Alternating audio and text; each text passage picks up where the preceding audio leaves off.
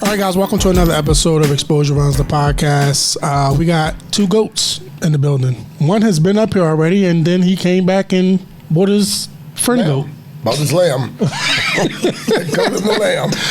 We'd like to welcome Coach, recently retired, and as well as just recently inducted to the Chicago Hall of Fame.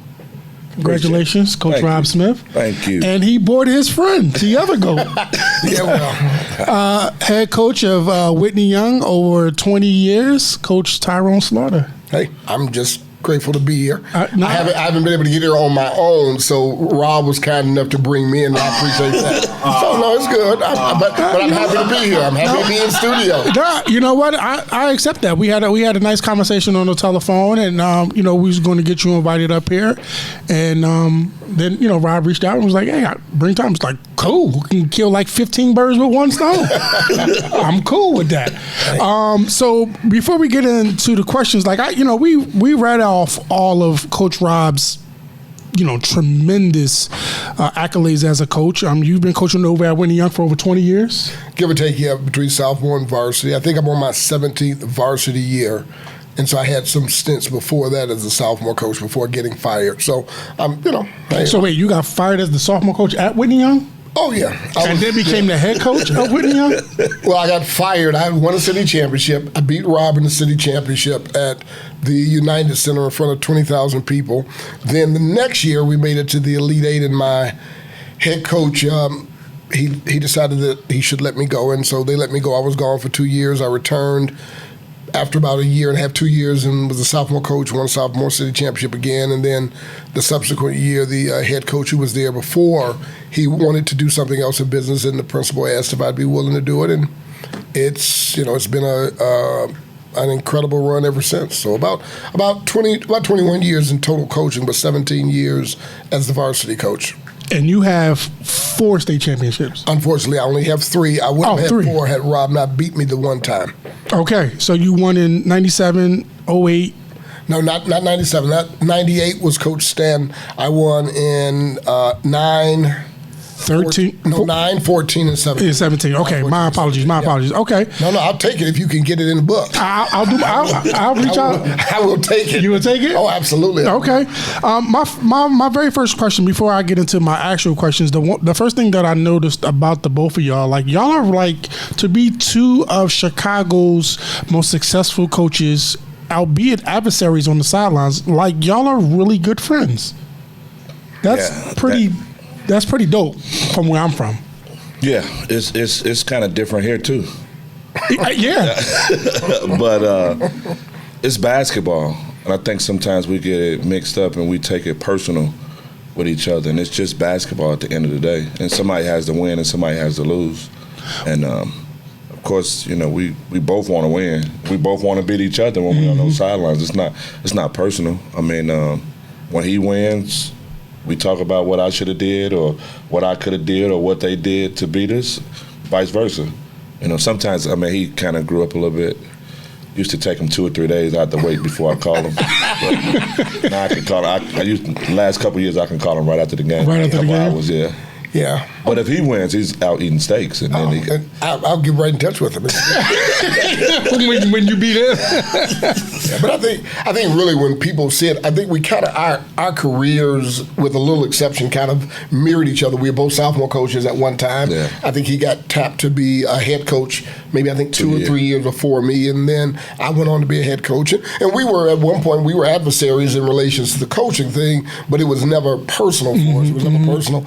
And then as we started to evolve, and he went on to win championships, and it was fun. And I always tell people, we always chased Simeon. I mean, at the end of the day, they were the gold standard of basketball. I mean, and if you want to be considered a good program, you've got to either beat them or you have to be in that same conversation. And so much of that had to do with Rob, and so that was what our friendship was forged on. Not, a lot of these guys, I think, unfortunately, they see people competing and they think, like he said, it has to be adversarial. It doesn't have to be adversarial. Like he said, once it's over, I'll never get one of the conversations we had. It was actually in the Chicago League Classic. We had played them. I think we had played them, and in the hotel, I'm coming into the hotel room, and I've heard you curse on here, so I can say something. Oh, yeah, hell yeah. Yeah. So I'm coming down the escalator. Rob is coming inside, and he says, shit, Tyrone, you got to do something about your goddamn zone offense. Motherfucker, what are you talking about? You just beat me. But he was right. Our zone offense was trash, and we had never really looked at it. But we had just played. He had just won. And he said something to me that made me recognize that, yeah, we actually have to focus on doing something on our zone offense. And we've gotten better at it. We're still not perfect, of course, but that's a friendship. I mean, that's a friendship. If he weren't my friend, or if I wasn't his friend, he would just let me keep on not being good on zone offense. And so I think a lot of people misunderstand us, I think, because he's got 1 million state championships and has traveled all over the country and has all these NBA players. But he really is, I tell guys when I talk to him, he's probably one of the smarter guys that I've come around. He doesn't talk a lot in public, but because we're on this group together, we always talk and we're always communicating, and I hear him in the meetings, and the things that he says are impactful. And so I like smart people. I like people that challenge me and that make me better, and he has clearly done that. So so I consider him my friend. I'm happy that he's retired now. Just enjoy retirement. Yes, so you can leapfrog him. No, I don't think about that. I don't think about the 4 championships I would have to get. Right. I'm just kind of curious. It's a 2-part question. My first question is, when did you guys realize y'all were friends? Like, damn, this motherfucker's actually all right. And my second part of that question is when y'all became friends, other than basketball, what else do you guys have in common? Probably nothing. It's funny you say that because to the second part of your question is when we really, during the pandemic, we kind of revamped our whole houses together. I mean, he's at his house revamping his house, and I'm at mine, but we're talking about stuff, and it's funny. He's at Home Depot, and he's saying, "Oh, they got these lights on sale. You need to get some." So I go to Home Depot and get the lights, and I mean, he's fixing his bathroom, and I'm fixing stuff in my basement. It just was, I mean, that whole pandemic thing just brought us probably a little bit closer than when we were. He has his life outside of basketball, and I have mine outside of basketball. I honestly, it's funny because when we was in New York, it was probably the first time that we actually went to dinner together, just us two, just with nobody else around. Really? Yeah. I mean, our friendship is more over the phone or in relations to some type of business more than it is just buddy hanging out and got going. You. Yeah, so got you. More than that. Coach Slaughter, name your Mount Rushmore of high school coaches. So I knew you were going to ask me that question. I knew you were going to answer that question. I think when we talk about Mount Rushmore, there's no way that you can't have the guy who's won 6 state championships. It's not even like, let's have a debate about it. If you won 6 state championships, you have to be on that wall. So and I've seen that episode. So does it have to be like present day coaches, or do you get to go all the way through? It's your list. It's your list. So how many do we get to put on Mount Rushmore? Well, Mount Rushmore only has 4, so you can do 4. I'll give you an extra one. No, I don't want an extra one. No, okay, no, all right. Extra. I need 4. So I think when you look at it, and there'll be people that will have a debate about who it is, sure, and who it should be. But I think, of course, Rob has to be on there. I think his predecessor would definitely have to be on there because he paved the way for so many young guys. That would be Coach Hambrick. And then the gentleman who I came 2 coaches removed from, George Stanton. And again, and I don't know if you've noticed, but a lot of those people are from the same kind of a coaching tree. And then I think it might be controversial to some, but I think when you look at it at the end of the day, it's just what it is. And you have to kind of put him on there. You have to put him on there. Maybe I will take 4. Okay. Maybe I will take 4. Because I'll take Dwayne McClain down at Peoria. Okay. You have to put him on there. And then I would have to put Landon Cox on there, for the things that he has done. And there are so many great coaches, I think, but for me, a large part of being on that mountain is you have to have won championships. And you because how else do we really measure? Because all of the coaches produce great players. All of the coaches all of the coaches teach the game of basketball. All of the coaches care about their kids, but there has to be a point of differentiation. And I think winning state championships, that has to say something. It has to say something. So I think those would be the guys that I would put on that Mount Rushmore. And I know there are people that I missed and that others would say, oh, he should be on there, and people will be mad at me because I didn't name a present day coach. But at the end of the day, and if you look at that list, all of those guys are not coaching anymore. Rob being, the newest not to be coaching, and I think Mount Rushmore should not be consistent necessarily of those of us that are still in the game. I agree with that, meaning I feel like, particularly when it comes to the both of you specifically, that some of the new coaches, however good that they are, and even some of the ones that's kind of like right behind y'all on the way out, is that particularly with the new ones, they need a little bit more under their resumes before they can kind of be considered. I mean, some of them are on that mountain, but some of them, they're not there yet to be chiseled out in that, and as far as that go. When you guys, other than coaching against each other, I know some of those battles have been legendary. You guys had some legendary coaches, but to the both of you, who has been, other than each other, like some of your most revered opponents when it comes to coaching that you guys can remember, like some of those games and some of those coaches that you kind of had those great games against? I mean, it's funny because we had more battles when we was coaching JV than we did when we was coaching varsity. We had a great group of young coaches at that time, and we were competitive. We were at every gym playing against each other. You had the Morgan Park with Craig over there. You had Lauren Jackson was still coaching JV right at that time. You had Vince Carter was still at Von Steuben.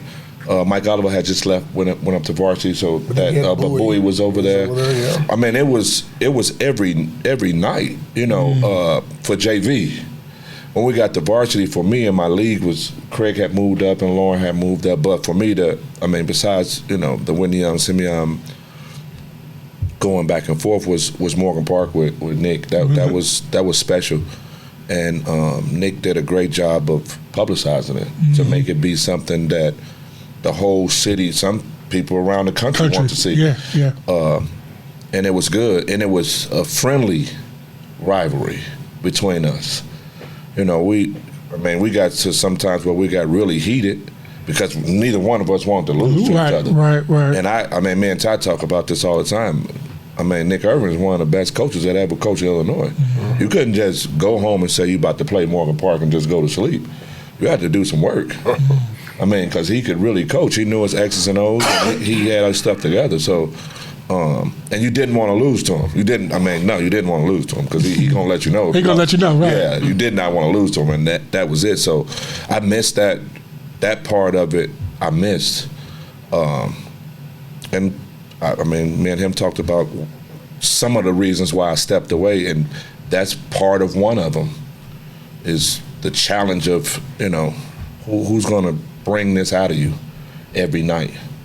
And I started to see that this wasn't the fact of people bringing it out of you every night. And it had nothing to do with talent, because sometimes we had more talent than Morgan Park, but he still brought the best because he knew what he was doing. Mm-hmm. And then some of it, you just go to the games and, hey, either your X's and O's or your challenger's going to win the game because the other person on the other side is not equipped to even make you challenge, So why continue to do that and let these guys kind of learn what they need to do? But I would say definitely Morgan Park and Nick Irvin when he was there. How about you, Coach Lloyd? Yeah, I think to Rob's point, Nick, and we, like you said, we talk about it all the time, and we actually did a podcast during COVID, the three of us, and people all said, we didn't know you. No, we all got along. It was competition, and everybody enjoyed coaching. And to his point, you couldn't just show up the night before and say, we played Morgan Park, we're good. No, you had to be prepared for what Nick was going to do. Not only was he a good X and O guy, he was always going to run a lob after a timeout, and he motivated his guys. And then people would see the antics on the sideline and they wouldn't understand it, but he did a great job doing what he did, and his kids played for him. And at the end of the day, that's really what it's all about. I think for me, in my conference, it would have been Lou when he was at Orr because, he was another guy who did a phenomenal job in getting his guys ready to play every game. They played hard. They played for him. He was interesting. I went to college with him, so I've known him for many, many years.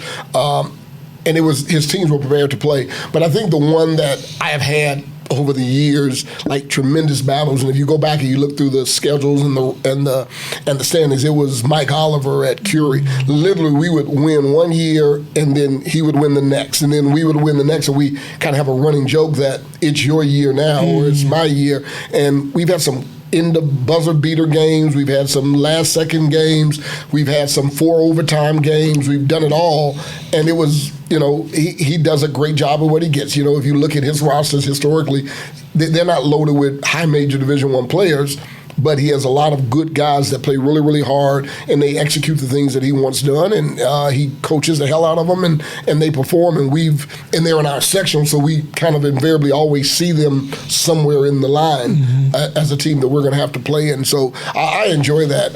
I tell people all the time, I know back when we started the quote-unquote super conference, I had advocated, let's just put all of quote-unquote the best teams in one conference, because when you look at our schedules historically, I know myself and Rob, we travel all over the country playing some of the best teams in the country. Let's keep doing it. I enjoy going to practice every day knowing that we got to dial in to play versus going to practice and say we're going to play X team. Oh yeah, they haven't won a game in Chicago all year, so nobody's really dialed in. So that's kind of I'd say those are the ones that I enjoyed competing with the most. So like I said, aside from Simeon. What goes into the selecting of creating a national schedule?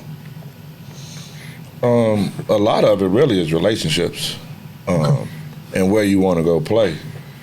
For us, if the phone rings and we think it's a good thing, we're going. I've never turned down to play Oak Hill or Mount Verde or Finley Prep when they were in existence, and none of those guys. We're going to play because I thought that we can compete. Did I always think we can win? Probably not, but I thought we can compete. And I wanted to show that we had just as much talent here in Chicago versus everybody over the country. And that's what we did. I mean, we won some of those games. We lost some of those games. But, I mean, I think it's only one time we played Finley Prep all while on national TV, and we got embarrassed. But other than that, we either won those games or we were right there to win. And a lot of people outside of Illinois started to respect us. Like, man, y'all coming to play. We respect that. We respect that. And we both, I mean, me and him know our other guys who coach and may not know. Some of them guys duck. They duck. They don't. I mean, we're going everywhere to play. We're playing in there, and we're going to Florida if you want to play. We're playing you wherever. Them guys don't want to come to Chicago and play. Oak Hill has not been here since Derrick Rose and beat him in 2007. And he said he would not come back. He felt like he got cheated, but I don't think that was the case. I thought we were better than them that night. Now, had we played them 3 or 4 more times, they might have been better than us. But that night, we were clicking on all cylinders, and it was hard. It was going to be hard for anybody to beat us that night. We were that's how good we were that night. But I think it's a lot got to do relationships. A lot of it does, and not being afraid to go play. But you still have to be realistic. You have to be realistic. So that's even for us now with the Classic. Like, Mount Verde calls every year. Hey, we want to come. But who could they play here? Meaning there's nobody good enough. There's nobody here good enough. I joke about this all the time with him. We could put all of our guys together, and we probably wouldn't be good enough to beat them. From all the teams. We just pick it, and we probably still wouldn't be good enough to beat them. We could compete with them that way, but we probably wouldn't be good enough to beat them. So why come in and have a game that's 20, 30-point blowout? Who wants to see that? That's just how good they are. And we got to respect it. I mean, there's no knock on what we have. It's just how good they are. And we have to. But they're doing what you're saying. That they're collecting all the talent from all over the country. Yeah, and they've been doing that. But we had so much talent that we were able to do that locally. Got you. That has diminished.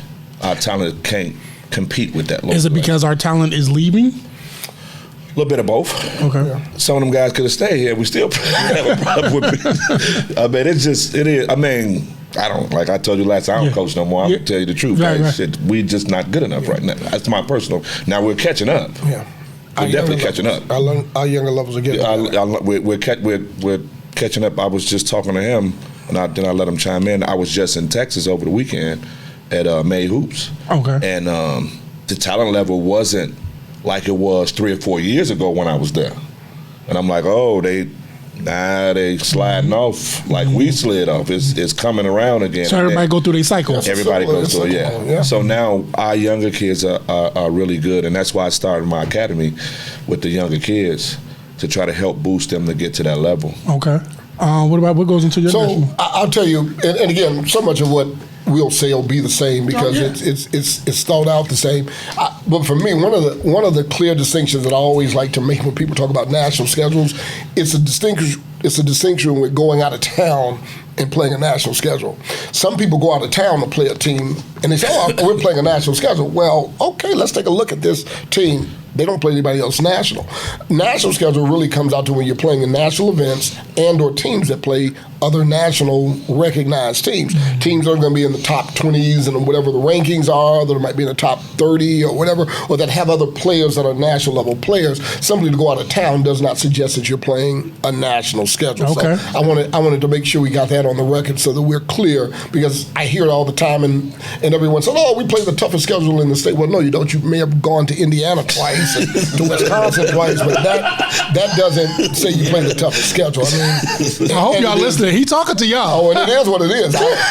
I'm not. Again, I just have to be honest, and they know the facts. Right, of course they do. I tell people to his point again about Mount Vernon. I played Mount Vernon 3 years ago. They had 4 guys drafted in the first round of the NBA in the draft. Mm-hmm. They had 4 guys on the team drafted. They had a 5-star coming off the bench. They had 2 5-stars coming off the bench. You know, we lost by 25 to the team. Man, we got to play harder. We got to do better to the coaches. Man, we played great today.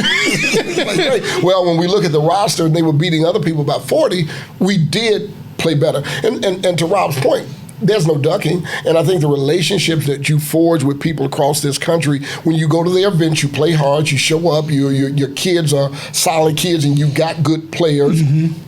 People continue to invite you back, right, because the events want to have good teams, right, good programs, good competition, yep, and good stewards of the game. And I think that's what we've always done. To the same point when we started the Classic. I know we're going to talk about that at some point.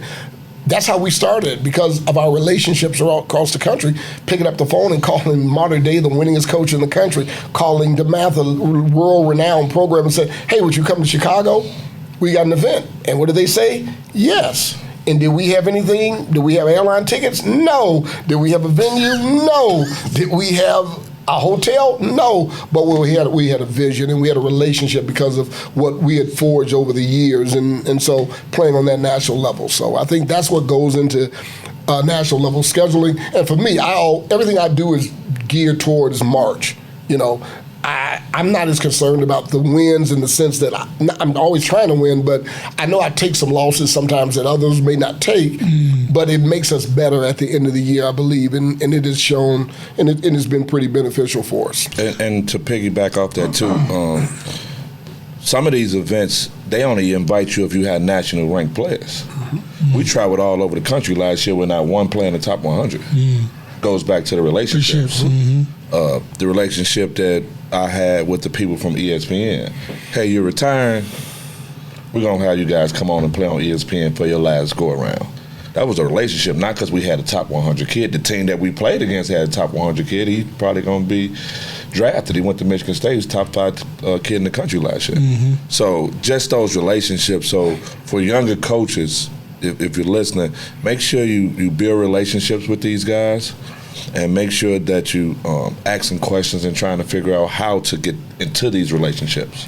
You having these camps for these kids, have you thought about doing a type of camp like that for the coaches, like where it's like relationship building, it's, you know, kind of like financial literacy, how to build a relationship with a particular shoe brand? Have you thought about doing a camp like that for coaches, and do you think they'd attend? Well, we talked about it, but I don't know how well it'll be attended. That's I don't want to put myself into something that is not going to be attended. I had a couple people say, well, guys be intimidated to ask you stuff or, you know, talk to you. But I go back, I talked to Coach Redman. I wasn't intimidated. I wanted to learn. I talked to Coach Cox. Coach Redmond was one of the best X and O's guys in the country besides Coach Hamrick to me. So when Coach Hamrick passed, I had to go to him. And he would come, Coach Redmond was at my practice he would come twice a week and run the plays that he was giving me. Coach Cox, how do you manage, how are you managing, how did you manage all this talent? I had to figure that out. Right. How did you manage this? How did this go? I wasn't afraid to ask him because I wanted to win and I wanted to know how to do this. Piggybacking off of that, because we talked about that when you were here, like how do you manage that top talent when it comes to, and in particular, in this day and age, when you have social media, their peers, obviously their parents who think they know more than the next, like how do you manage that? Yeah, I'm still coaching, so I can't speak on parents. He's not. I'll let him do all parent talking. But I think the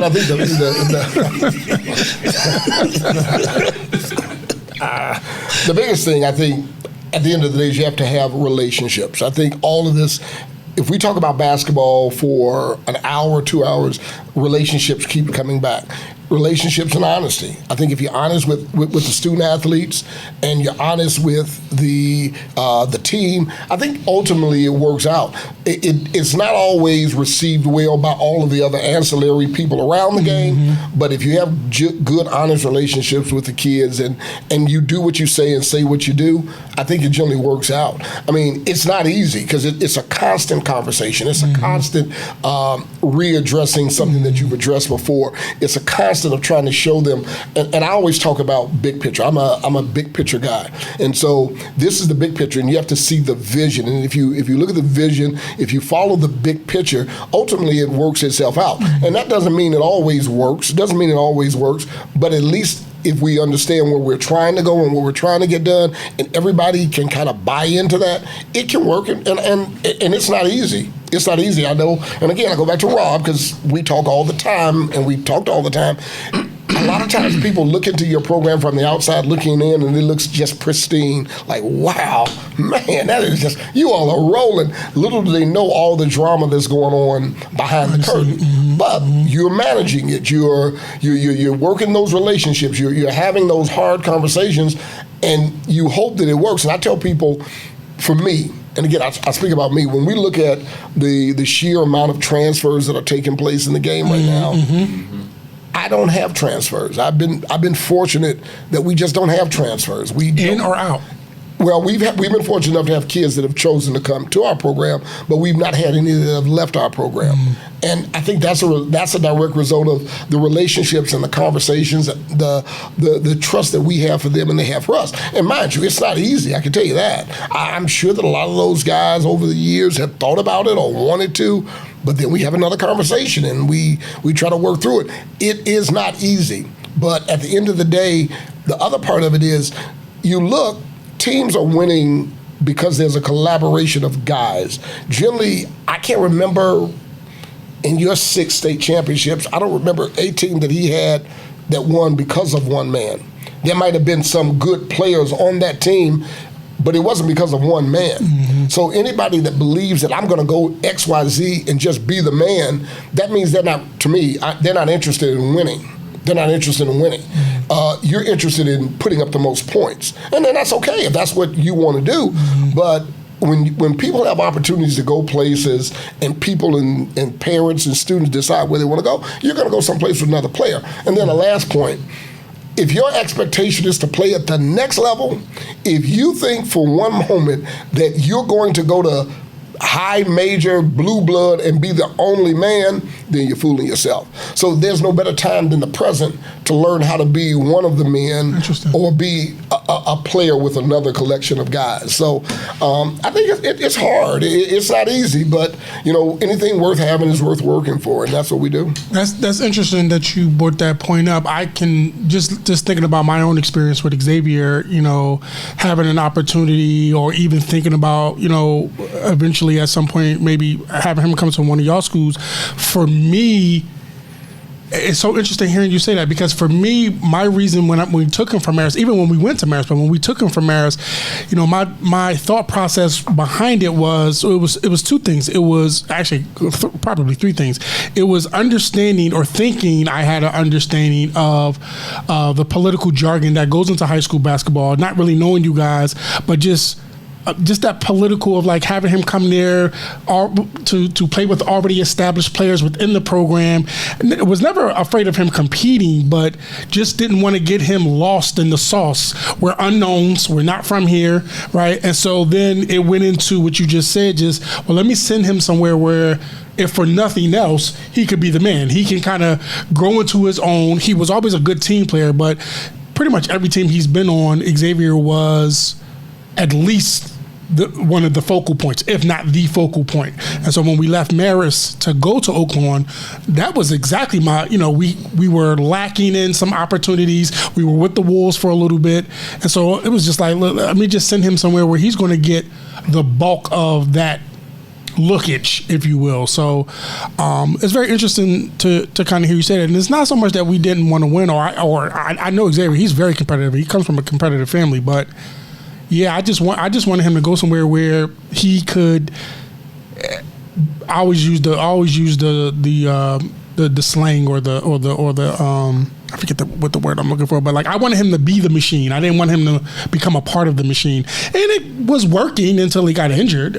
So like, yeah, and just to clarify, I don't mean to suggest that if you don't go with other players, you don't want to win, but some people, that is why they do it.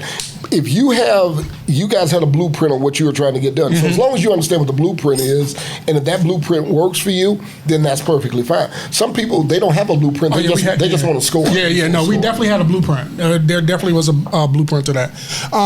Talk about your lineage of players that you've coached. Who was your favorite? Who took the longest for you to buy in? Who was my favorite? Every one of them was my favorite. Nah. It's like having children. Like, yeah, you know what? One of your children is your favorite. Well, and I don't know that favorite. I've had so many good players, some that you may not even have heard of. I had a young man, Brian Hall.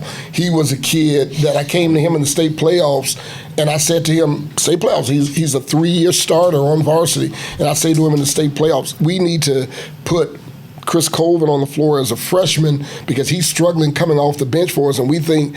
No, I said to him, I've got something I need to ask. He's like, He said, no problem. I need you to come off the bench. I need to tell you why. He said, oh no, coach, it's okay. If that's what you think is best for the team, I'm good with it. Brian Hall is a kid that his brother went to Simeon, Brandon. He's a kid that I just love because that was who he was. He wasn't a guy much talk. He didn't talk much. I started texting after we lost to Mount Carmel in the playoffs one year. I wasn't even a texter. And Brian wasn't a talker, and I was at home on my couch for 2 days. I was so devastated, and Brian texted me and said, "Coach, 2 days? Just 2 days." Just like I got off the couch, trying to go to work. My daughter walked past and she said, "Daddy, you need to take a bath. You're like you stink." Okay, I get up. Yeah, but Brian texted me and said, "Coach, we love you." I mean, just that from a young man like that, and again, we've had so many. So I don't want to do that because it just lends itself to, I'm not. I love them all. We love them differently. We love them differently. Who was the longest to buy in? Who was your, like you really had to like, God, this mother. Now we've had several of those. Yeah, we could do that in Mount Rushmore and put like 10 guys on there. 10 guys up there. And it's funny because there's a young man who, and I love him to death, and he knows it. But Javon Freeman, he transferred in. Tremendous player, all the skills, all the tools, tremendous basketball pedigree, but. It was kicking and streaming with him all the way to the championship game. But when he got it, you could see the release and the relief in him. And today we laugh and we joking about just that, but just him and how he was. But he was a tough nut to crack, pardon the pun. But it's just we've had several. We've had several that you have to kind of drag them across that finish line. But you eventually get them across. And the great thing is once they leave, they all realize, man, that was crazy. Yeah. I can't believe I acted like that. Right. And that part is gratifying at the end of the day. So how are you enjoying retirement? I should have led with that.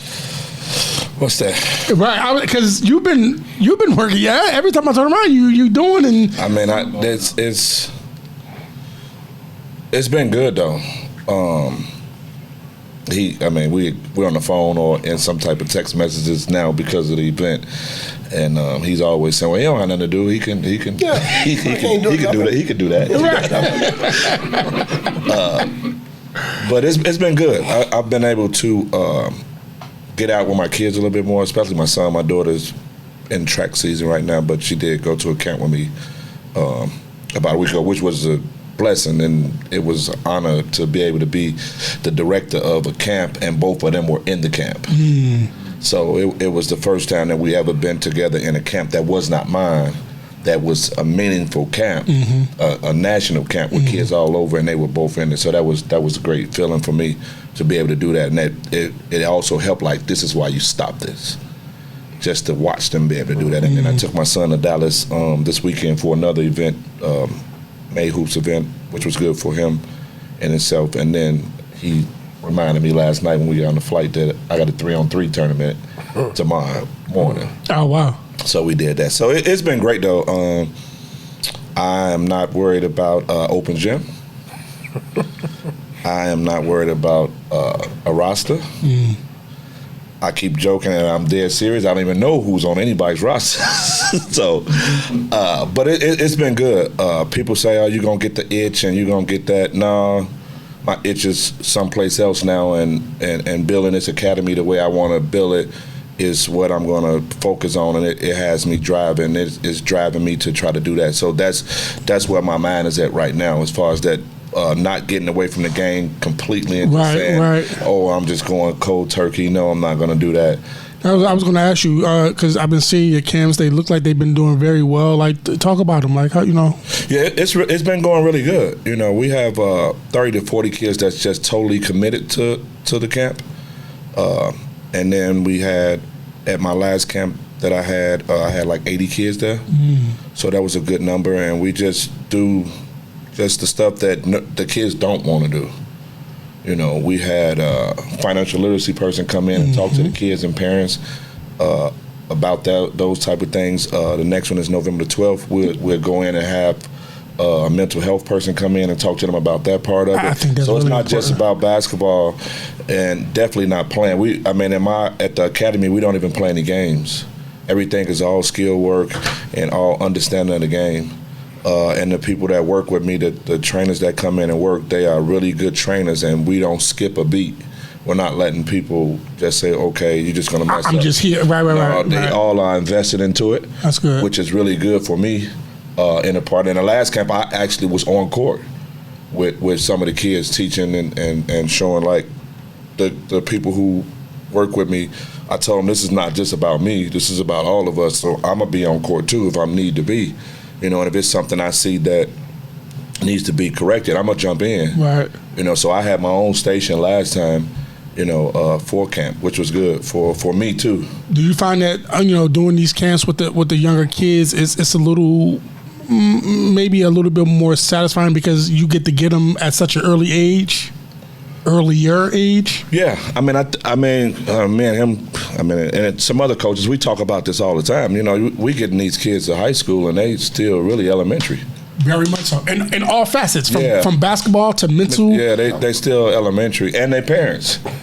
They even more elementary. So they younger than the damn kids. With this group that I have, the 30, 40 that's committed to the camp, their parents are also committed. So they're saying, "Hey, coach, I need your advice." And one thing I told them is that if you're committed to this academy, I'm gonna follow you all the way through. And you guys and everybody know it ain't what you know, it's who you know. It's who you know. So I can call people to help you with stuff that you need to get help with. On the ride here, when you pull up, I'm talking to a parent about high school for her kid. And she's telling me, like, the different people that's looking at them and stuff like that, and I'm just giving her my advice. But that's what the academy does. It's not just about basketball. It's still for me to help you, to try to help you make the best decision for high school as well, because some of the kids are 8th grade about to go to 9th. and all of them can't go to one school, you know. And I think that that's been the issue here lately, even when I was coaching at Simeon and still here now, even with him.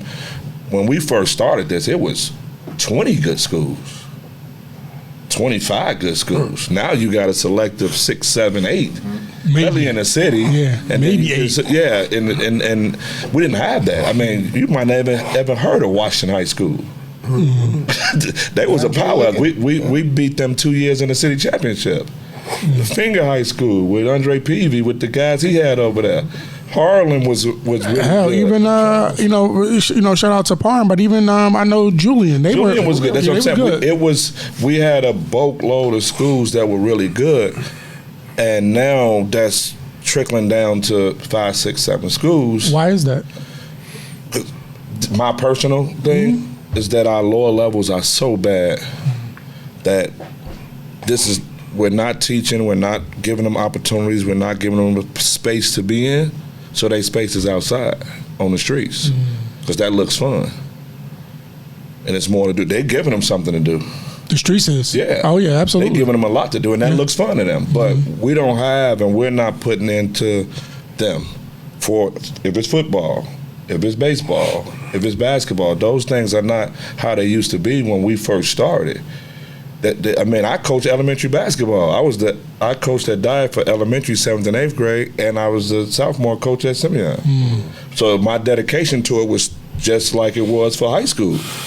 What do some of these younger coaches, what's some suggestions on like how do some of these younger coaches get these kids re-involved? It's the parents? I was going to ask. It's not them.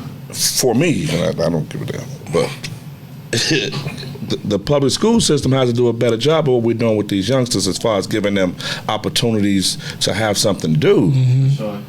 We didn't took those things away for them to do. I mean, at one point, our elementary basketball was just as good as our high school basketball. And we don't even have that anymore. You got, again, 4 or 5 elementary schools to choose from. Right. And you got 200 schools pulling for 4 or 5 schools that really want to play. And you get a kid over here, you get a kid over there, but it's not like it used to be, and we have to get back to that. So I've had a conversation with the people at sports administration, and they're all into trying to revamp some of the stuff, but we need to move on it fast because we're losing them to the street at a rapid pace. But I think so all of those things I can co-sign to. I think there's some other structural problems we have also. I think one of the problems that we have is the lack of access to the kids that our coaches have. You go to other states, you go to other places, a coach can be with his team all year long. I can, we're just in New York a couple of weeks ago talking with a coach who says he has a gym class where all of his athletes go to gym and they can work on stuff during the season and before season in the gym class. You have coaches that can, and in some of these more difficult schools where you already are trying to draw kids in, but the state rule says at this point hands have to be off of them. Well, for that period of time that my hands are off of them, somebody else's hands might be on them. Okay, and to his point, I'm out here sweating and making me do suicides, and I'm over here doing this. This is fun. It looks good, and it feels good to me. It might not be good for me. Those are some structural things that we at some point have to look at. And I think, we have people outside of our city in Deerfield and some places they don't maybe need to have their hands on their kids all the time because when they're not playing basketball, they might be doing something else or on vacation, whatever the case might be. And I'm not trying to stereotype. They have access to these things. Yeah. Absolutely. Yeah. A lot of our kids, unfortunately, don't have the same luxury, and not all of them, but some of them, and those are some of the ones that we keep missing on. There were times, and Rob probably knows it better than me, there were kids in the hallways that were better than some of the guys on the team. But because of whatever was going on away from the school, they chose to do that versus be on the team. Whereas if we had an opportunity to be with these kids more, maybe then we could continue to attract them to want to play sport, whether it's basketball, football, whatever the case might be. But the rules are kind of set up against it. Another piece, and then this is a small piece, but it is a piece. You look at our system; we're losing good coaches to suburban programs, and we're losing them not because they don't love coaching in the city, but sometimes it becomes financially unacceptable to be able to coach in the city when you can go as a counterpart and make $10,000, $11,000, and in our system we're making dramatically more for that, and we've got to raise money. We have to buy the food. We've got to sometimes drop a kid off at home. Sometimes we have to be the only person they can talk to in the midst of a problem, and then you pay us less than our counterparts. They coach under pristine conditions. The gyms look nice. All of that, and water falls on the floor, they have maintenance comes and gets it up. I mean, you can take something as simple as you got people operating the clock. Oh yeah. You take after the game, somebody comes and puts up the chairs. You go talk to the team and go home. We put the chairs. And again, those of us who love it, we love it and we do it. But at some point, when does a person say, you know what, I'm getting to a point in my career, my life, that I don't want to have to do all of this and still deal with this other stuff? You have to raise the money for your teams. You don't have a budget. All of these things run some of the best and the brightest away. And if you look across our system, if you think about programs that are at a level, there's a thing we've always talked about. It's consistency. It's consistency in the coaching staffs. It's consistency in the way you do things. And that's why kids say they want to go to this school or that school. Why? Because they see it and they've seen it over the course of years and they decide they want to go there.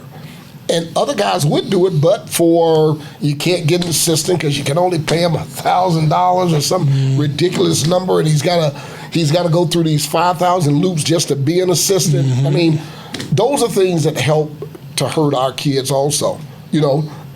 It's a whole cycle of things, and we've got to figure out how we can bridge all that together and try to do a better job. What's both of your thoughts on reclassing? What do you guys think about reclassing? Yeah, I'm not opposed to it. I think that I think sometimes we need to stop the clock. Sometimes we come to things later in life and we realize, wow, I might be able to do this. I think when we start looking at sport and college and the rest of this, that's all we're dealing with really when you think about the transfer portal. That's a reclass, essentially. I get to go to college my first year. I don't like it. I'm going in the portal. I go someplace else, essentially reclass. I mean, it may not be reclass in the sense that you're a year above or whatever, but it is what it is. And then here's the other part of it. Historically, they've been doing reclassing all over the country in different segments of the country. We've, in the Midwest, kind of sort of have just kind of got kind of caught up to it, if you want to look at it from that perspective. But for me, I'm going to tell you the honest to God truth is, whatever gives these young black and brown boys an opportunity to go to college for free, let's do it. If the rules afford it, let's do it.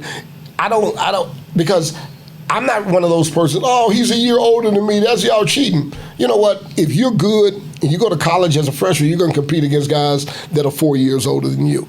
If you're good in high school and you're good enough to play, as every parent wants their child to play on varsity as a freshman, the kid's 3 years older than you already. So let's do it. Let's go compete. Let's compete. Get better. So I'm not opposed to reclass. Now, if you're 3 and 4 years over, that's different in high school. But I think a year that doesn't present a problem for me. I think that's what allows you to give yourself the best opportunity to advance yourself from high school to college and to excel and do what it is that you want to do. I'm all for it. How about you, Coach? I don't have an issue with it either.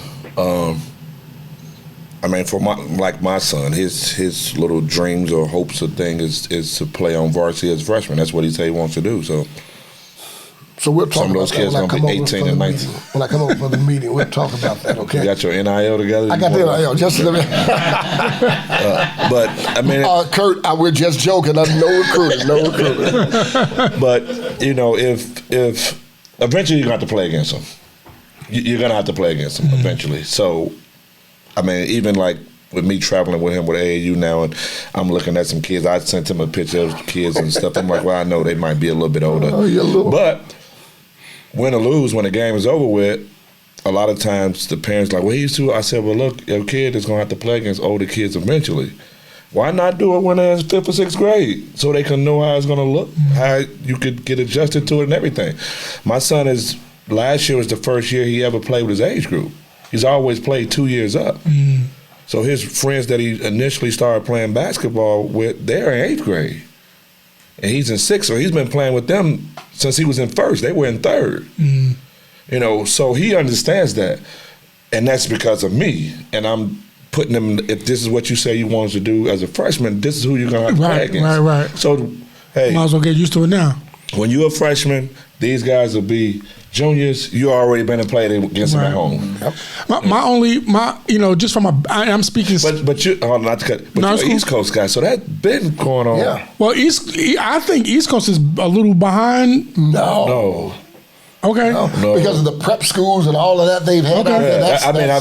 I thought you. That's no. So admittedly, like, and we talked about this a little bit before. I didn't really get into like the whole dynamic of high school basketball until Xavier. So like, even when I came here in 2012, like high school basketball, I think the extent of what I knew was just who certain players was. Okay. Right. Okay. But then as we got here, I learned everything I know about high school basketball since I've been here. Okay. Yeah. East Coast, they've been doing it for the South. Yeah, they've been doing it. Well, I knew the South. I knew the South was doing it. So again, my only drawback to the reclassing is the social emotional component of it. When you're reclassing a child down, their mental fortitude or their development is geared towards. So you got a kid that's 15 and you're reclassing him back to 14 or 13. That child will start to pick up those nuances of children that's younger than him, as opposed to his development is supposed to be upward, not downward. So that is my only thing against the whole reclass thing as it relates to, just doing it just to do it. Like, obviously there has to be some strategy behind it. Like you had talked about with us, is just like, if there's a reason and there's a strong, now I'm cool with reclassing up. Like you said, you got your child playing two. That's cool. That's how they learn. That's how they get stronger mentally and physically. But to reclass down, and I'm on the fence on me personally. I'm on the fence on it, and it was presented to us, and I was like, nah, I'd rather my child be ready and get his development upward as opposed to going downward, if you will. And you're not the only parent that's against it. It's a lot of people against it. It's probably more people against it that's for it, to be honest with you. And then some of them jump on the fence and then they reclass their kid. But it's probably, I mean, if you took a poll, it's going to be more people. And then even with me, like, just kind of being realistic, like, sure, I would love Xavier to play at a high level, whether it's overseas or in the league or whatever. But just being realistic is like, at that time frame, is like, if he's not already on that projected radar, it's like, let's just focus on school. Yeah, it may not happen. But the only thing I'll say about that is I've seen some kids that one year, they go from where they are to whoa. In 1 year. Why? Because, again, some of them are not confident enough because I haven't done it long enough. Like you all said, if you did a poll, you'd probably get 52, 48, 52 on any given. I kind of liken it to the death penalty. You're against the death penalty until someone does something to your family. And then you want to kill them. You know what I'm saying? So it depends on when it happens. It depends on the day of week that I got you. Reclassing. We asked Coach Rob for Simeon, who was up next. Who's up next at Whitney Young? Up next in relations to player? Yes.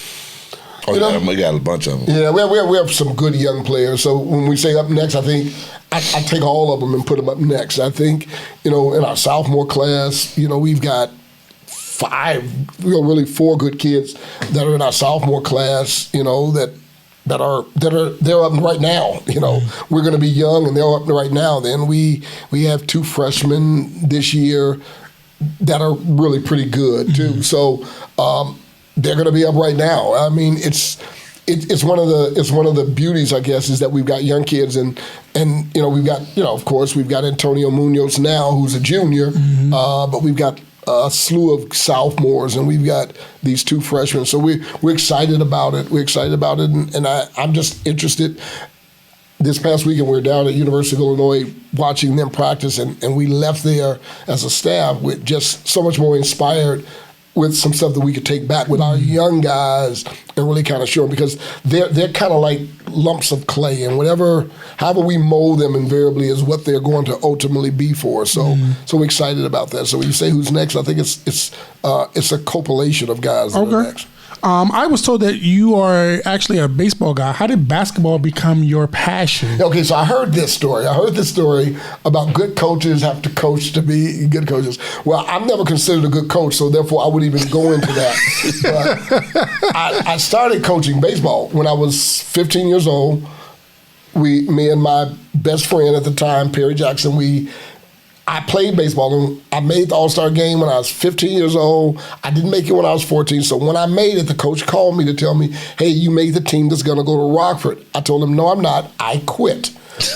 I quit because I wasn't going to be good enough to go past 15, but I also knew that you all didn't pick me last year when I wanted to go, and all I wanted to do was make it, and so I quit.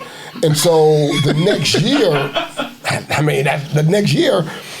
the next year, Perry and I, we started coaching, my brother and the other guys in the neighborhood, and we started coaching baseball. And then I went to college, and I would always start baseball. And really, when I was a senior in high school, I went over and asked Coach Franken. I called him on the phone and asked him at Simeon. I'd never met him in my life, didn't know him. He had a pitching machine. I asked if I could use his pitching machine. He said, yeah. I had it. It was in my mother's basement, and we had it used to shoot waffle balls. And the guys would bat in my mother's basement with this pitching machine. And so when I would start in high school early with this, and then when I went to college, when I came home, it was too late and the teams had already started. So I said, you all want to play basketball? He said, yeah, we got in a tournament at Thule Park. We started playing. We beat Jawan Howard's team in the championship. He said he wanted to play with us. Then he started playing with us. I'm in college. I'm a women's student assistant. I'm a women's manager. Whatever the coach did, I came home and I did exactly the same thing. Whatever he said, I said. Whatever he told me to stand over here like that, I didn't know anything. I didn't watch basketball, did not actually like basketball, didn't play it.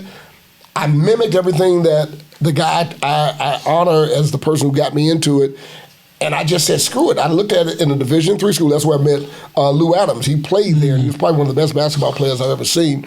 We won the NCAA Division III National Championship, and I was a manager. And I said after my first year, I said, I'm too smart for this. I'm going to be able to do more than this. And so I was in communications, so I would announce the starting lineups. I would get the towels. I would sit next to the coach. Next thing you know, I was going out on recruiting with him. I would call the scores in to the Memphis Journal or whatever the Memphis newspaper was. And next thing I know, I'm coming home every summer, and now I'm coaching. And I don't know what we were running 54. That was a 1-1 press. That's what he ran. So I called 54. We do this, and that's how I started. And Wow. And I worked it from there. And that's how I did it. Wow. All right, well, let's get into, the reason why, well, other than you guys being guests up here, let's talk about this Chicago Elite Classic. When did it start? Man, when year was that? And whose idea was it? What idea was it? Oh, well, he don't know the history. He don't know the history. You gotta get it. So we're in West Virginia, one Cancer Research Classic, one of the big tournaments out in Wheeling, West Virginia. And the best breakfast. The best breakfast. In Wheeling, West Virginia. So if you're on this side of the hotel or resort, your phone worked. If you're on this side, your phone did not work. So a lot of times our rooms was on the side where the phones did not work. So we were at breakfast and our phones was working. No, our phones wasn't working. We're trying to figure out what's going on back at home because it's a tournament at home. And we can't get no reception to the phones. And we sitting at breakfast. He's at one table with his staff. I'm at the table with my staff. We eating breakfast. And we said, man, we in Wheeling, West Virginia. We could do this at home. So then we get closer to each other like, we just should do this at home. And he said, well, okay, let's do this. Whoever loses first in the state playoffs, they will start it up. He said, let's just finish the season out first. And then whoever loses, you start on getting the teams and doing all that type of stuff. And then whoever wins or continue on, you just jump in. So we ended up, I think we might have beat you guys. I lost. Just go ahead. So as I'm going through my run, he's calling and saying, hey, I talked to the Matt at that end. I talked to Monta Day that end. So he got a whole slew of teams. So we this get is back. In March. This is in March. Yeah, we didn't even. So we like okay. Going for the following year to start it. Yeah, we like okay. I'm like, all right, good. He said, we don't have any money. I said, oh. So we put a group together. Parents. And they said, you guys do the teams. We'll do this part.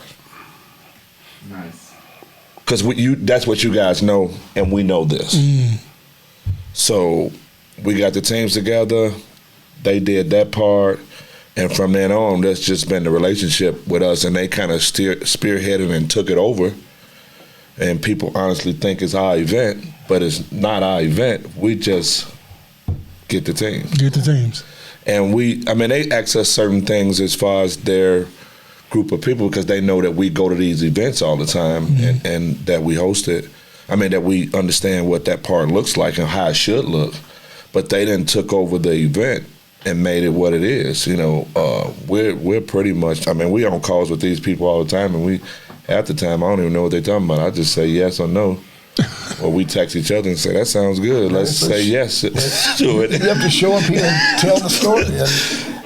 So that's what we do. That's our part of it. And it makes us look good because they say you guys are the founder of it, which we did. It was our idea, but they took it and just kind of ran with it. Oh yeah, and it looks good for us still. For us to even be able to help start this event. It's in 12 years. This is the 12th year. I was about to ask, this is like the 10th or 11th year, but it's 12. 12. So, we had people who said it wasn't going to work. This was going to be 1 or 2 years, and it was going to end because of me and him. Yeah, because of us. Oh, they know where those guys are. No, they're not going to be together. Yeah, they ain't going to work together. I couldn't tell you how badly in all 4 years of Xavier's career that I wanted him to play in this event, and not 1 year. I'm glad you said that. Yeah. Not one effing year. From the time he went to high school, I'm like, man, I can't wait. And I even said, well, I'm about to go off. I distinctly remember having a conversation with Trendo about it, and then I distinctly remember having a conversation with Hines about it. And when Hines gave me a better understanding as far as the explanation as it relates to how the schedules are usually done the year before going into the upcoming year. At least that's what I was told. Okay, so we can... That's a good answer. Okay. That's a good answer for him. So I wanted him to be in that event so bad. Chief among them was... to get in, the event itself, but I just kind of seeing like that's where all his peers and their teams was playing at. I think maybe Hillcrest this past year was the only time Xavier played against the peers that he kind of came through with at Colin Powell, with Diggy being over there. Okay. He never played against Ray that I can immediately remember. He played with Lier. Okay. For 2.5-3 years, and so it became one of the biggest tournaments or shootouts in the country by far. When you look at it, it's when they do every year when they do tournaments to look out for. We're always in there because of the teams that we have, the players that we have. And just Chicago. The Chicago thing. And that was the biggest thing we wanted other people to see too, like showcase the city. Yeah, and not talent. Just the talent. And it's no city it's a beautiful city. And that just what they hear, we want to take that narrative out of their head about it's only violence, stepping over dead bodies when you're walking down the street. Of course, that stuff does happen, but that's all they see. And when guys get here from out of town, we stand downtown. They want to go get them some Garrett's popcorn. They want to get them some pizza. They want to get some Harold's chicken. They want to do all those things. They want to take that Chicago-based stuff and put it all into one, which is good for us and the event itself. And I've heard nothing but great things. This is a hard decision for us. No doubt about it. Year in and year out on what teams to choose. And so that was my next question. What goes into the selecting of those teams? I think when we talk about it, it's hard. We kind of have, again, there's that word again, relationships. We've got some working relationships that we've had. We've got some teams that have been in the event from its inception that will be in it until they decide they don't want to be in it. And then we have other teams that we bring in, because if you look at our matchups, invariably the matchups make sense. You know, they're not just kind of arbitrarily thrown together. Sometimes we get teams that are not as good as we thought they were, and the matchup doesn't make sense. But historically, our matchups make sense. And many people think that we just kind of get teams because we're like, no. Like if you look at this year's lineup, we've got Bolingbrook playing against Warren. They have two of the top freshmen in the state. True. So we want them to be ultimately in our event long term. Whether they'll play to see them all the way through. Whether they'll go all the way through or not, we don't know. We have Riverside Brookfield playing against St. Nation. That's going to be a good. Yeah, Kendall Gill's son versus Mercer's son. You know, two NBA guys, but they've got two big guys. They've got two big guys that are on their teams. They're two teams that have kind of like styles. You know, you have Thornton versus Kenwood. You know, I mean, that sells itself. Yeah, you know, you have that going on. So then we have the out-of-town teams. We've got teams in our state that we think are really good. Mount Carmel is going to be a favorite to compete for a 3A state championship. So who are they playing? They're playing a state champion out of St. Louis. You know, a team that has similar kind of makeup but different styles of play to a certain degree. You know, so when we look at it, we want to get good teams. We have some teams that are coming in town that, you know, we have a coach that's won the gold medal with USA basketball. He's won multiple gold medals. He's coached in college. He has more state championships than our leading state championship coach. It's my friend. Okay, his friend. But very seriously, so he's playing against a team that's up and coming. And the other thing that we talked about when we kind of started this was that everybody, we go out of town and we lose, and everybody, oh, y'all lost to them, I can't believe it. Okay, no problem. Here's what we're going to do. We're going to bring them to Chicago that you all play. And one of the greatest stories in that was one year I go to Myrtle Beach to play. We play Lone Peak. 5 white guys, and the coach and I became very good friends. I did a thing for them for Good Morning America. They won a national championship that year. I happened to be in the locker room. They were Mormons, and I couldn't get out of the locker room. They were praying. I'd tell them, oh, I couldn't get. He said, oh, you're an official Mormon now. So I leave, but we play them in Myrtle Beach, and they wound up beating us by like 3 in overtime. And everybody's like, oh, y'all lose to 5 white boys. That's ridiculous. Okay, no problem. I call them. I say, hey, will you come to Chicago? Absolutely, Coach. We love to come to Chicago. They come to Chicago. They play Proviso East. The year they had Sterling Brown. They played us downstate. Yeah, they played you guys? We played. You played. He made it downstate. Sterling didn't play. He kind of got in trouble or something with the coach. He suspended them. They wound up beating them by like 30 points. They were dunking. They were shooting threes from the old NBA line. And all the people would say was, you got Lone Peak. That used to be a thing. And everybody would talk about Lone Peak. And I was like, see, I told y'all. They could play. So it was really an opportunity for us to kind of introduce people that sometimes we wouldn't see in Chicago, but also to introduce some people from, like Rob said, from outside of Chicago to Chicago. And we have not had a team, not a singular team that we've called to come back or that has not called us to come back that would not come back to the event. And that's a testament to the city of Chicago, absolutely, to the fans, and to all the teams to the event as well. You know, when we first started, like Rob said, there were people that say, oh, this ain't gonna last, this won't last. We had people that went out and started their own event on the same weekend that we had. Of course, that didn't last long. 1 year. It's over. But again, and it's not us. It has nothing to do with us. Just like you said, you wanted your son to participate. People all over want their kids to participate. I wanted nothing more. I'm at HF a couple weeks ago, and 2 kids come up to me. I'm like, whoa. How come we're not in the Classic? Unfortunately, it's only the 2 days for males and 1 day for female. If we could go 8 days, we could get everybody that we could. But unfortunately, we've got to look at the matchups. We've got to look at what makes good sense for the event, and we have to look at what the people kind of want to see. And we talked about it after we did this. We probably missed, we think, 2 teams. We might have missed 2 teams this year. And again, it happens, and we're big enough to accept that. But if you look over the years, we've had every number 1 player with the exception of 1. And downstate is a little different because of their scheduling and that, but historically, we've had all of the top players in our state in the event, and that's another thing because the kids want to play in it, and we're most proud of that. Do you guys have a goal to grow this where you have maybe not all the teams from Chicago, but like more?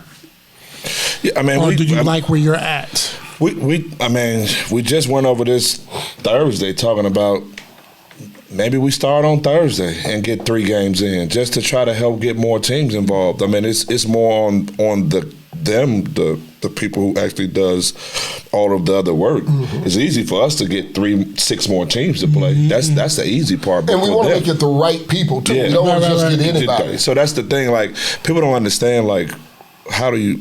It's hard, and we have a bunch of friends in the game, but this is not about a friendship. This is not about a friendship. This is our names are on this. So when it doesn't look right, it's not on my friend because he just played in it and he's going home. Mm-hmm. It's on us. So when stuff doesn't go right and we have to come back and have that wrap-up meeting, it's people pointing at us like, hey, why did this look like this? Right. Why was that team in it? So because we didn't say the team, and we can't say the team, but we had a matchup that we thought was going to be really good, and apparently the kids called COVID.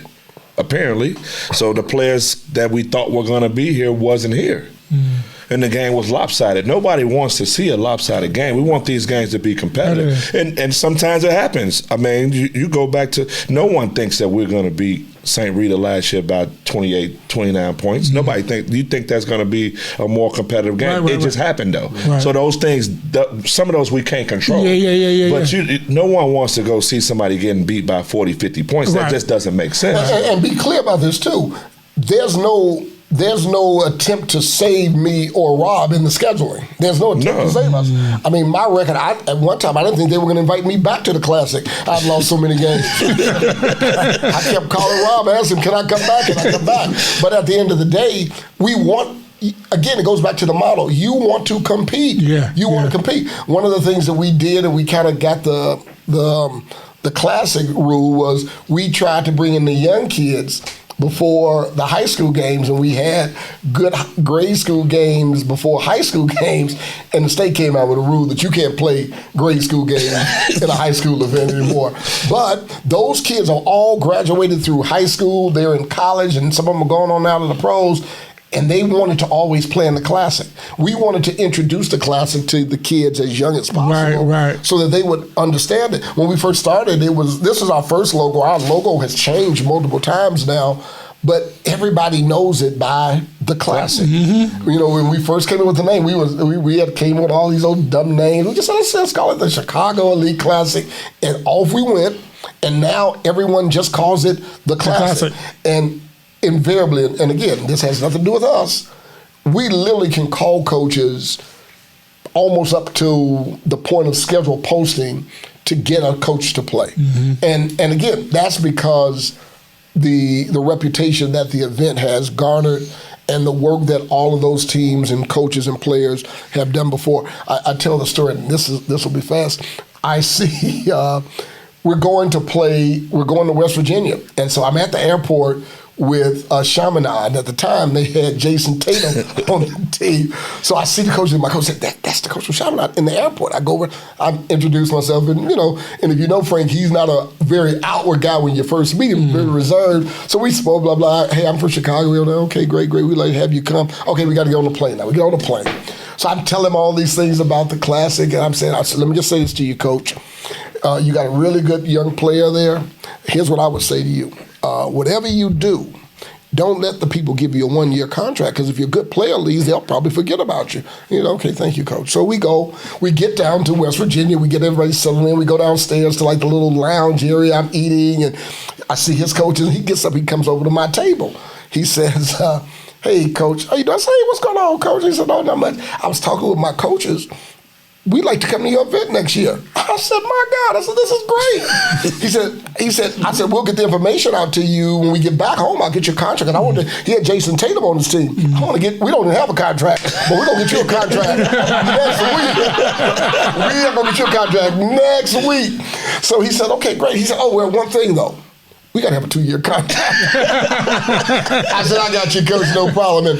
And Frank has been a tremendous partner. He's coaching USA basketball. We have 4 guys. We have 5 guys 5 coaches that's going to be in the event this year that was just at USA basketball. So high-quality coaches, high-quality programs, and we match them up with guys in Chicago. And that's really what it is, and it's hard. And we've actually been talking now about trying to reinstitute the grade school, a junior Chicago Elite Classic that kind of buttons up against it, because the grade school kids want to do it now. Yeah, they do. They do. And it's some good grade school, like you said. And then we had, it's when we get to New York. I get to New York. I get in before him, and it's a coach from. He's from DC, and he says, "Coach, do you guys have any more spots open for the classic?" For the classic, I said, "No." I said, "We may have one spot. We're trying to work through some stuff. We may have one spot." He said, "I have a game that I can get rid of. If you tell me today that we're in, I'm gonna get rid of the game."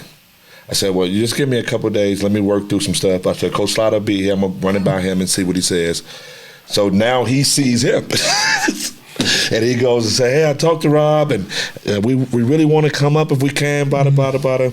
So after we leave, he calls me Tuesday, Wednesday. I said, "Coach, unfortunately, it's not going to work this year." He said, "I'm going to save this game just in case somebody drops out or anything.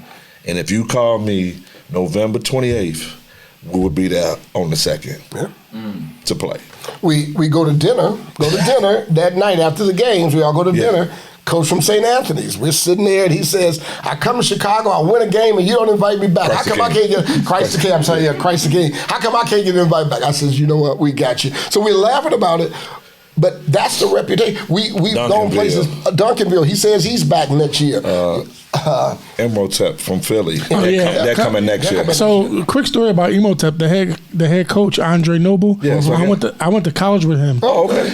And when I tell you, nobody who knows us, all of us, would have never known that he would have become Philadelphia's top coach. Andre was as quiet as a church mouse.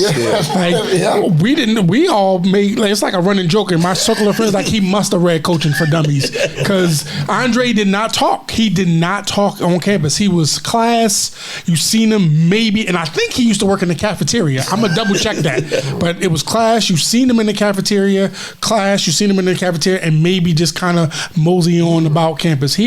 So those guys will be, as of right now, those guys will be in next year, because they've already put their bid in and say, "Hey, we need to get up there just to see it." You kind of spoke to, and then we're gonna start wrapping up. You spoke to just kind of putting your name on it. As I'm growing the showcase, right? People hit me up all the time. This is the thing that I'm dealing with now. Now I'm already tied in with all the players. I'm all locked in. Now, of course, I'm getting DMs and phone calls from parents and coaches, and can I get my kid in? Can I get my kid in? It's I've been posting this shit for months. I've been posting this for months. So much so I had a college coach hit me the other day about a kid he trains.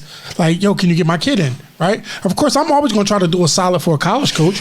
But I told him, I said, I actually asked that kid, and he told me no.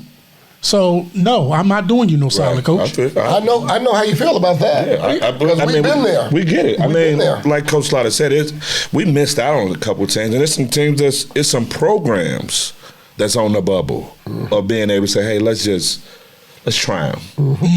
Let's just try them and see what it looks like," because they don't. Again, this is our names. You guys could go back to your program and nobody's going to say. And nobody will say another other than y'all got spanked or y'all didn't. For us, this is all we have, because we put our names in front of it, and our reputations. And at the end of the day, this is not a perfect science. If you get the number 1 guy and the number 2 guy and the number 3 guy, everything else can kind of flow. Now when you don't get the 1, 2, and the 3 guy, but you got the 29th and the 30th and the 40th guy, there's a problem with you.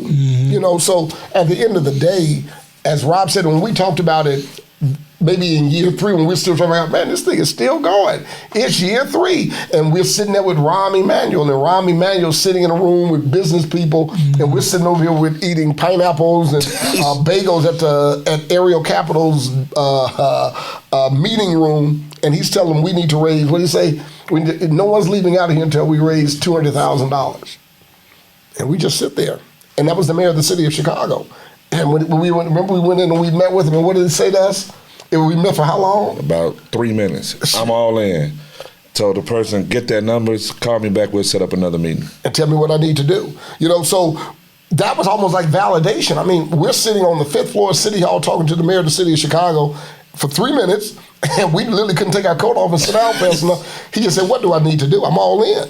And every mayor and every governor subsequent to that has been involved in it. Every major program has been involved with it. So sometimes we're not going to, you're not going to get everybody.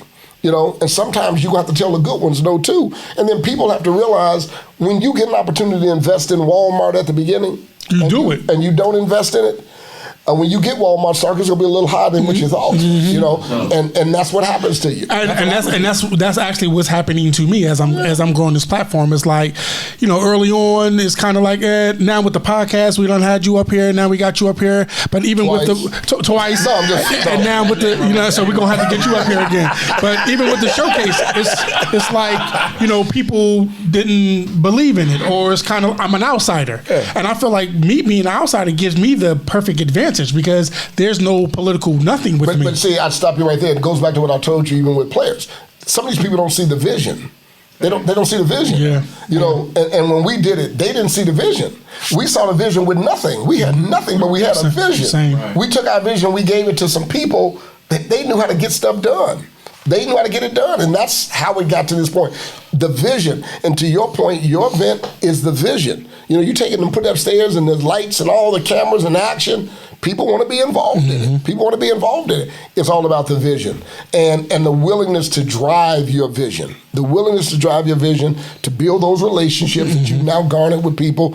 To now you get to tell some of the good people, I ain't got no room. Yeah. What we liken it to is when you go to a small club and you can see in the window and it's packed and it's jammed, and they won't let you in. We sold out.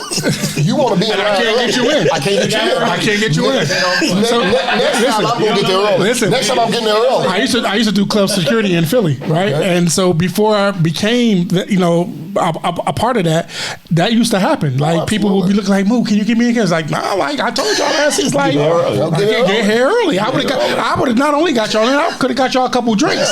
But now we rolling now. I told you this thing was gonna be jumping, but you didn't believe. You ain't believe me. You gonna try to stroll in when you want. Yeah, exactly. And you'll miss your boat. You gonna miss your boat. Well, and at that club, you'd have Rob there if they had house music. If they had house music, he's a house head. Oh, is that right? Now we do have that in common. Yeah, we do have that in common. We both house heads. Yeah. Well, we definitely are looking forward to the Classic, which actually, I think I told you this, Coach. Maybe I didn't. The Classic actually falls on my birthday. Yeah, you did. All right, so yes. December 2nd. Why? My daughter's the 3rd. Yeah, my wife's is the 5th. Okay, but sometimes we run into that. I run into it every time. Yeah. So mine's on the 30th of November, so we always have like a big birthday party for me. Yeah. Oh, right. Birthday party. Okay. So that's when on his birthday, we normally have all our partners come in and we do a kickoff. Kickoff. It's a kickoff event for everybody the day before, and new people that's trying to be partners, they come in and we do a little talking and have a little stuff, and he always gets a cake. We're gonna put you on the list. Please. I was waiting for him to be done so I can. Well, we even when I was here last time, I had them come out to the Nike event. Yeah. I mean, it's still all about building relationships, and that's what people don't understand about this game. It's small. It looks like it's big, but it's real small. But it's the relationship. And you got to have relationships with people, and they got to be good. Because one of the things, even with us, like everyone's going to apply for media passes. Everybody. It'll be John. I got a camera, so I'm on the media. And for me, my whole point, and we've talked about it, is what do you do on the front side to advance the event? For you to come and do your job, and if you make money on your whatever you do, that's good. That's your thing. Right. But you come and you take, but you don't bring anything. You don't give anything. Yeah. So with my event, when the people sign up for the media passes, right? Cool. Now I've started doing things where I'm going to assign you to a player, right? My assignment to you, me assigning you to a player, I need this player to get a 30-second to a minute highlight video out of you.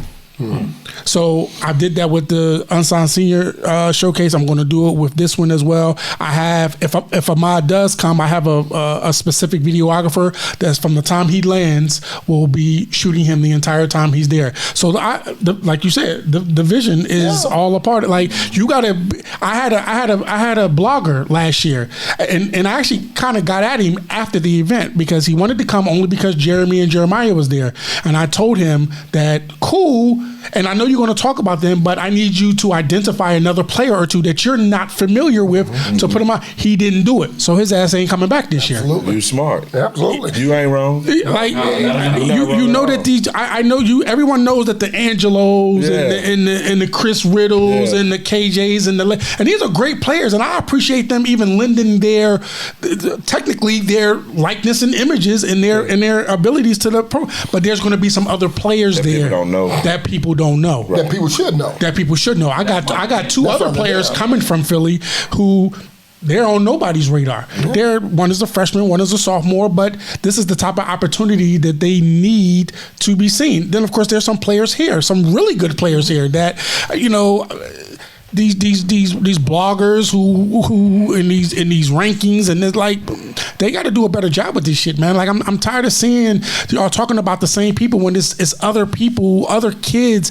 that deserve an opportunity. Y'all ranking kids and y'all not even seeing them.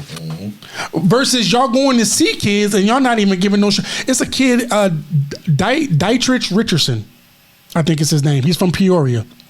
Kid getting a bunch of offers. I'm seeing him up and down my timeline. I reached out to one of the ranking, like, hey, I've been looking for him on y'all. Why he not on here?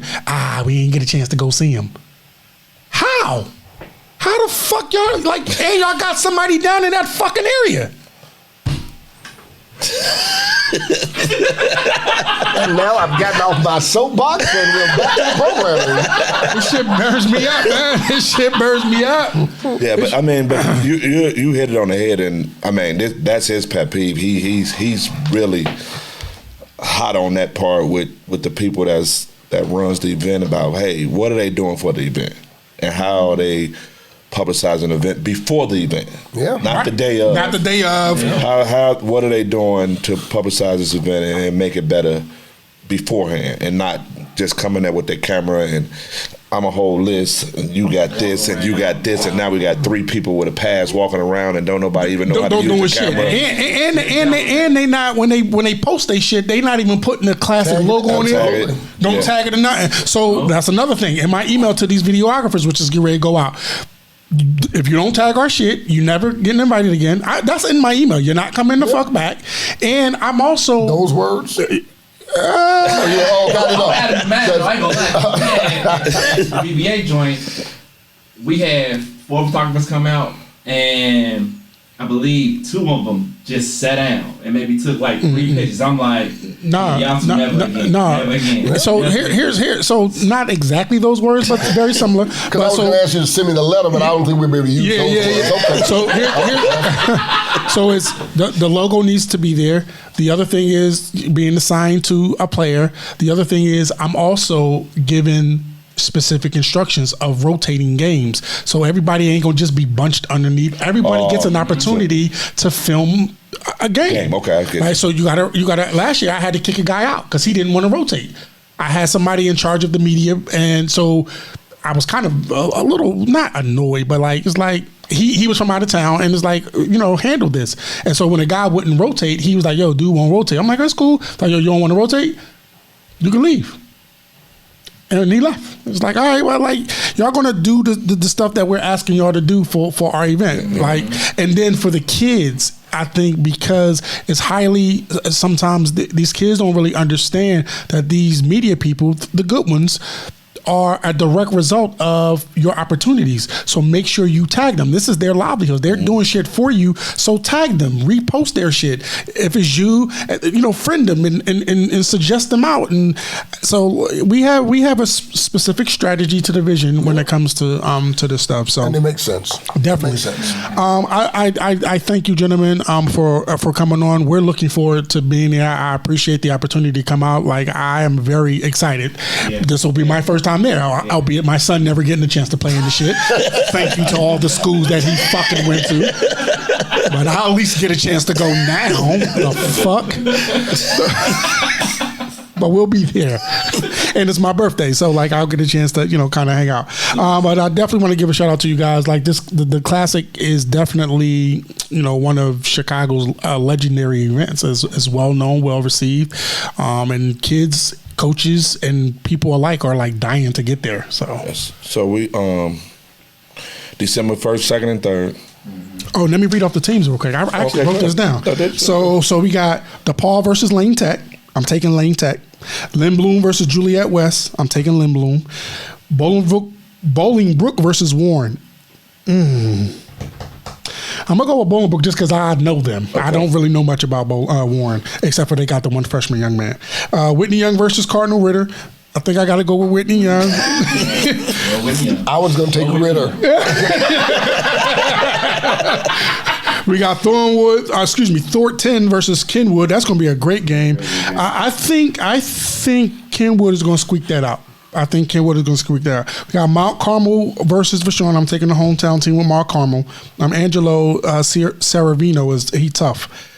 And then HF versus Gonzaga. I don't know much about Gonzaga. One of the perennial programs out of DC. I do know Gonzaga, so I'm taking Gonzaga.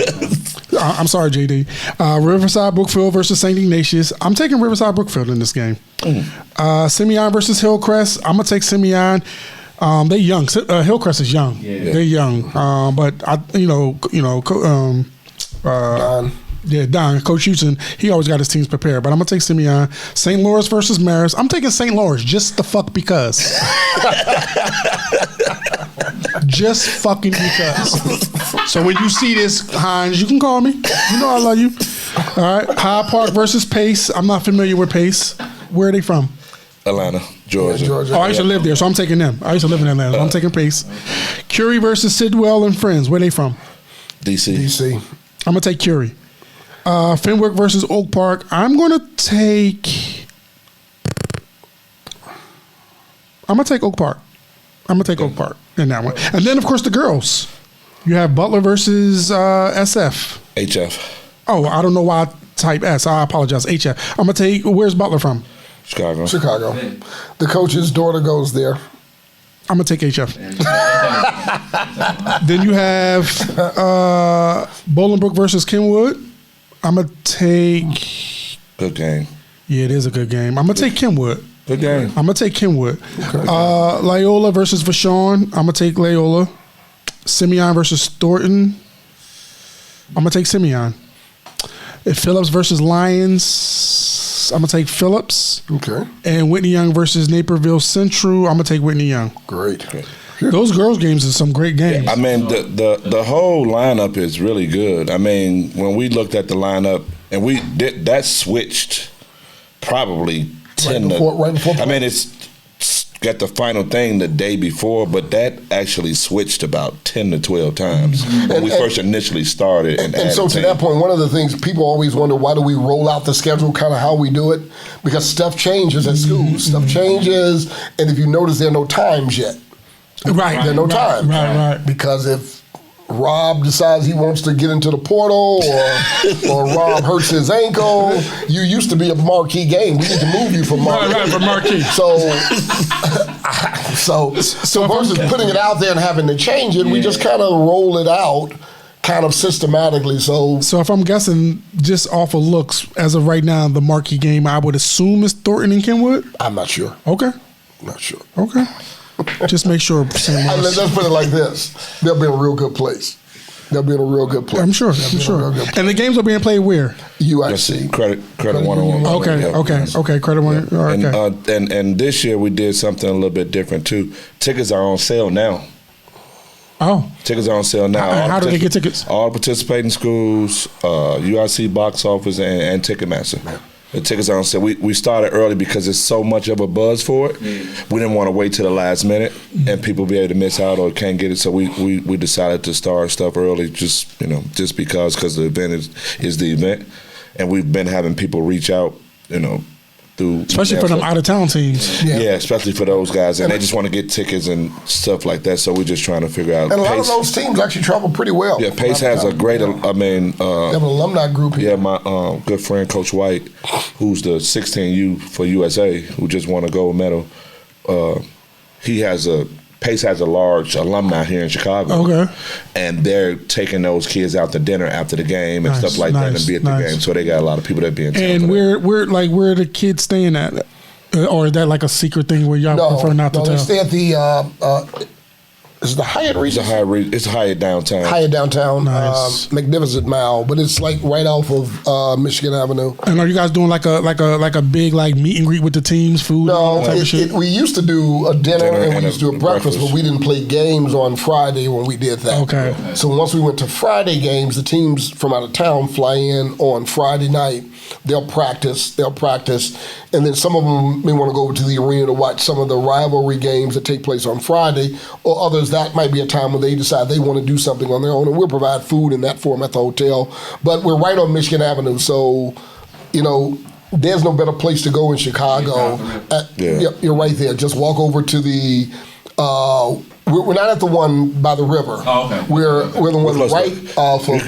They can almost walk to Navy Pier. Yeah, right. We're back in that area. So we put them with places where they can still go and see different things too, and be out there. Yeah. And we have a coaches social in the hotel every night, just to chop it up with the coaches and some of the parents and stuff that.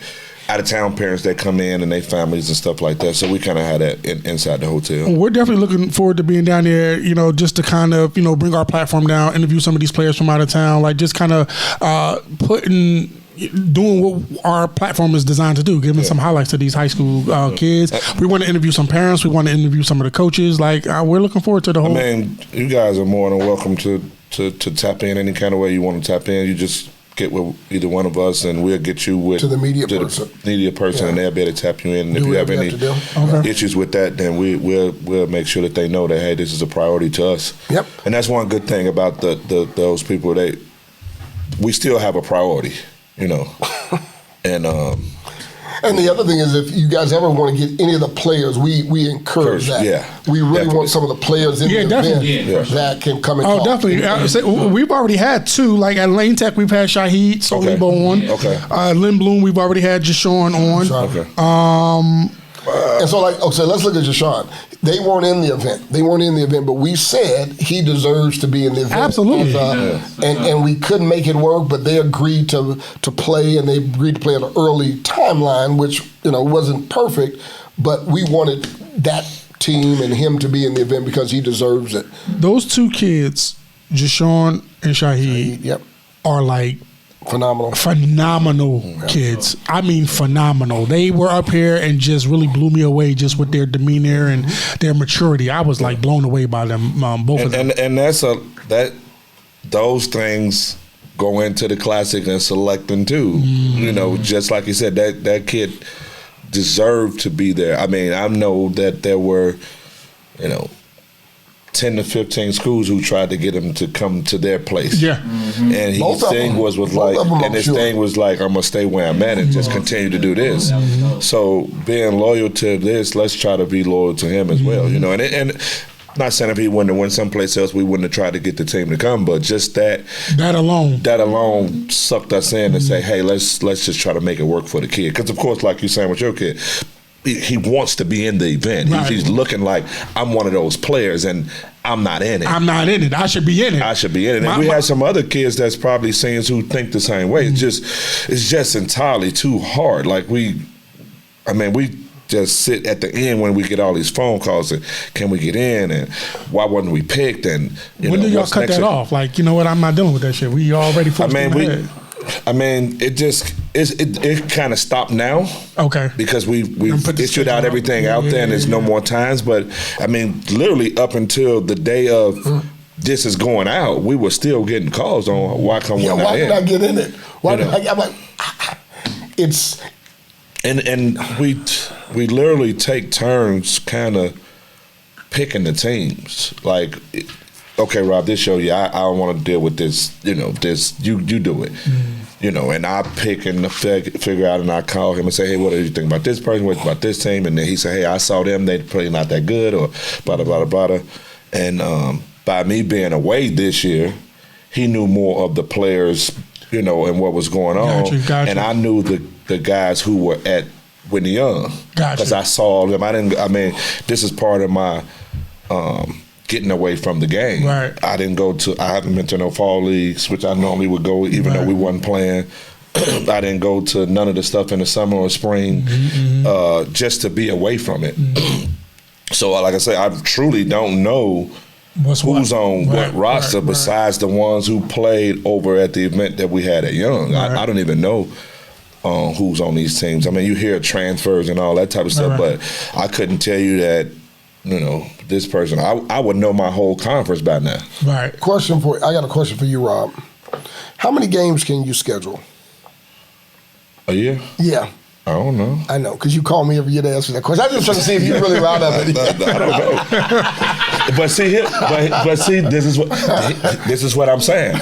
Instead of doing it wrong, who I am or who they say I am, I would call him every year and say, how many games do we get? And he would say, I just told you this last year. Rob. But so that I don't get it wrong, I will call and just ask the question. Instead of me booking too many games and the IHSA saying, hey, you got too many games, you got to forfeit or this, I will just call. It's not hard. It's a phone call. I just don't know. Yeah. I don't know it. I don't remember. Right. I can count him up on this old schedule, but I know he knows. Right. So why would I ask him? Right. But that's something that the younger coaches have to do and have to ask, and don't be afraid to reach and out to don't each think other. that it's stupid. Yeah. I mean, I asked him this for the last 8-9 years. He probably like, he's a dumbass. He come to tell him the same shit. But you're right. And some of the young coaches, and we're not going to beat up on coaches. We're going to let this thing in. But some of these guys have too much, I guess they call it pride to ask. Oh, yeah. I ain't never been afraid to ask. Oh, yeah. If you don't know, you got to ask. You definitely do. You gotta ask. The only dumb question is the one that's not asked. I'd rather ask and get it right than not ask and get it wrong. Yeah, exactly. I mean, it's just me. Well, again, I appreciate you gentlemen being up here. Can I come back? That was my ass. I'm sorry. I just wanted to get that in. I just wanted to get that in.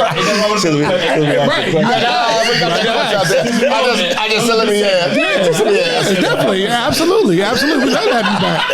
No, it's been great having you guys up here. What is Deion say? I got the receipt. Exactly. I definitely appreciate you guys being up here. This has been great. I mean, we went, like, I can keep talking to y'all forever, but you know, it is what it is. Looking forward to the event. The Chicago Elite Classic is December 1st through the 3rd. Great games. You can get your tickets now from the select teams that are participating, as well as the box office down at UIC. Yes. All right, so make sure y'all get your tickets. You said Ticketmaster too, right? Yeah. Yeah, Ticketmaster, yes. Don't wait too late, and don't call them, because you ain't getting no tickets from their asses. Like, don't call them, and don't wait till the last minute to get your tickets, because you be shit out of luck. All right, and yeah. On that note, shout out to my guy Bo over there from AGM Plus. Shout out to Tyree from Numeric. Shout out to Derek, who has definitely been supportive of the platform. And then, of course, shout out to me and my guy Ryan Foran for the Chi-Town Showcase, October the 28th. We got a great event coming up down at the 167 Green Street Gym. I'm looking forward to it. Thank you, gentlemen. Appreciate it. Thank you for having us. All right. On that note, we'll see y'all on the next episode.